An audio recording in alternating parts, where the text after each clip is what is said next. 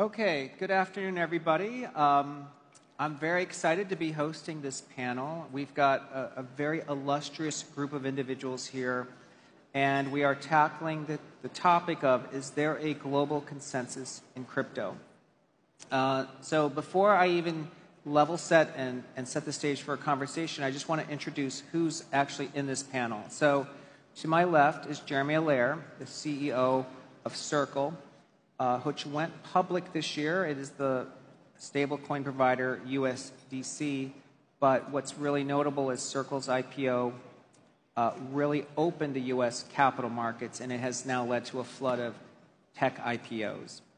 Dr. Saifedean Ammon is a very well-known author, the author of the Bitcoin Standard, and is a very published author and has a lot of important views around Bitcoin.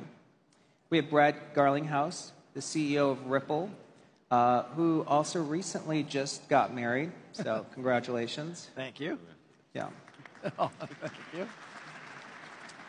And we have Ricardo Salinas, who's the CEO of Salinas Group, a huge Mexican conglomerate, very successful entrepreneur, and very famously made a very large personal bet on Bitcoin. Yeah.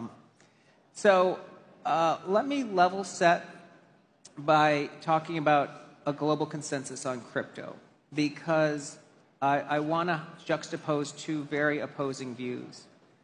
The first is that crypto has been a huge outperforming asset class. If we look at the last 10 years, $1 million invested in the S&P 500 today would be worth $3 million. $1 million invested in Bitcoin 10 years ago would be worth $116 million.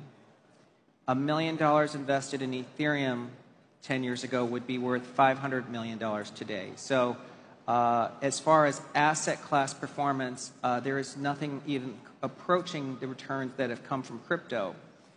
Yet, we know that major institutions actually dismiss crypto completely. We know a major bank CEO says that he still doesn't care about Bitcoin, even though his customers want to use blockchain. And a recent Bank of America survey shows that 76% of clients have zero exposure to Bitcoin. So the vast majority of institutional investors do not want to own any Bitcoin. So it made me think about what are some things to talk about with consensus around crypto today globally. And I think there's two topics that we can cover in the next 30 minutes. There's just so much to talk about, but I think we can cover at least two. The first is crypto a genuine asset class, investment class?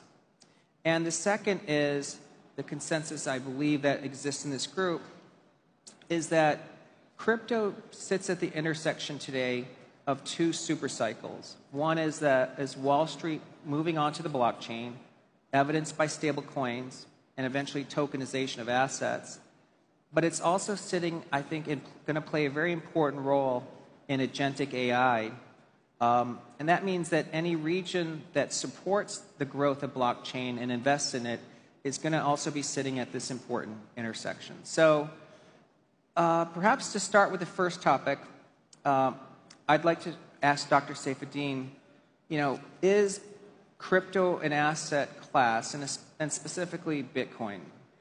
Yeah, I think there's increasing clarity emerging around Bitcoin as being in a class of its own, essentially, as an investable asset.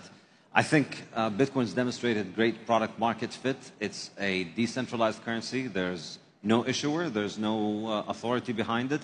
It's been launched in a perfectly fair way that anybody could mine and anybody could buy at the same price. So it's been relatively easy to convince regulators around the world that this is a commodity rather than a security. And I think this has become a pretty stable view among regulators. And I think among investors as well, I see that more and more people are becoming open to the idea because I think ultimately it serves a market need that is very well established. People all throughout human history have used money, and there are properties that make for good money, as I discuss in my book, The Bitcoin Standard.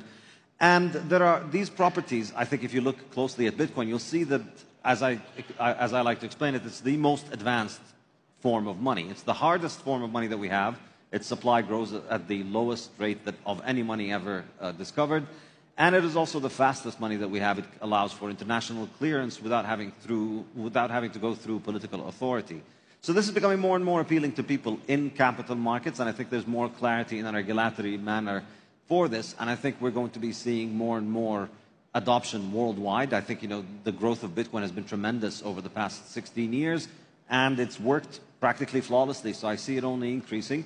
Countries that have taken the lead in regulating Bitcoin in a permissive way have benefited their people. People have been able to buy it and hold it, and people who have held it for a long time have benefited from it enormously. And countries that have been late or countries that have been hostile, I think they should really be taking a long, hard look at it, because they have effectively failed to make a dent in its growth, and all that they have achieved is to deprive their citizens from the chance of accessing this in a very easy and convenient way, and therefore deprive them of the chance of using this incredible new technology. Great. And Ricardo, could you just tell us a little bit about your journey? I mean, we know that you invested a majority of your personal net worth into Bitcoin. What led you to make that bold decision? I think it would be very useful for people here that are not so familiar with the terms to clarify what is this crypto thing.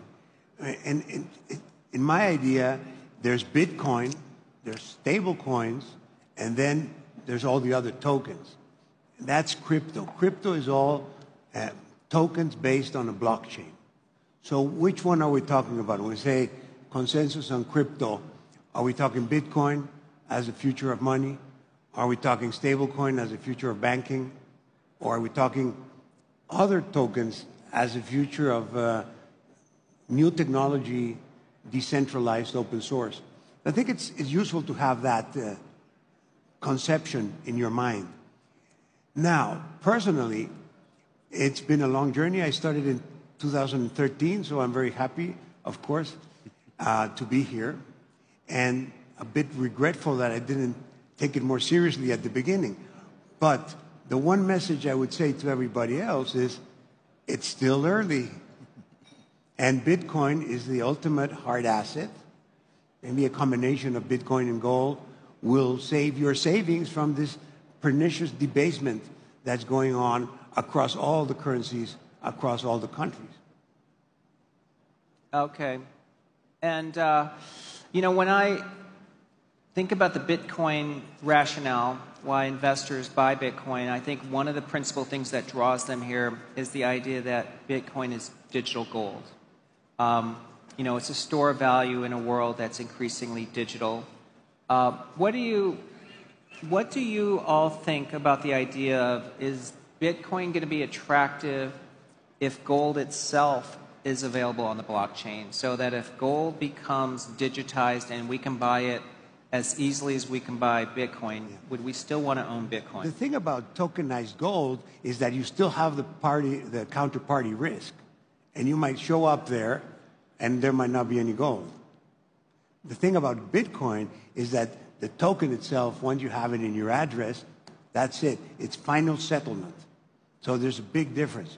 I mean, it's very good for gold to be able to trade it like that, but you're certainly depending on the issuing party, the party that issues the tokens, to make good on that delivery. And I would also add that it's essentially gold banking is illegal around the world. It's not really possible to make payments with gold. And therefore, people who use it as a store of value necessarily have to liquidate it in order to make their money mobile. We live in a global economy. Most businesses deal across international borders, and they need their money to move. And in the digital economy, money's speed is increasing more and more, and therefore, gold physically cannot keep up, because I think it's too politically centralized, it's too politically sensitive. Whereas with Bitcoin, on the other hand, you've got final clearance and final settlement of a digital asset, which is native digital. So therefore, that allows it to be a lot faster. And I think that is why Bitcoin has massively outperformed gold over the past 16 years, and I would expect that trend to continue. Tom, if I may, I think you're demonstrating that we don't have a global consensus about crypto. Even in this conversation, and I agree that it still is early, partly because there is not a global consensus about some of these things. I agree. And I think some of the use cases were still extremely early in terms of scaled use cases.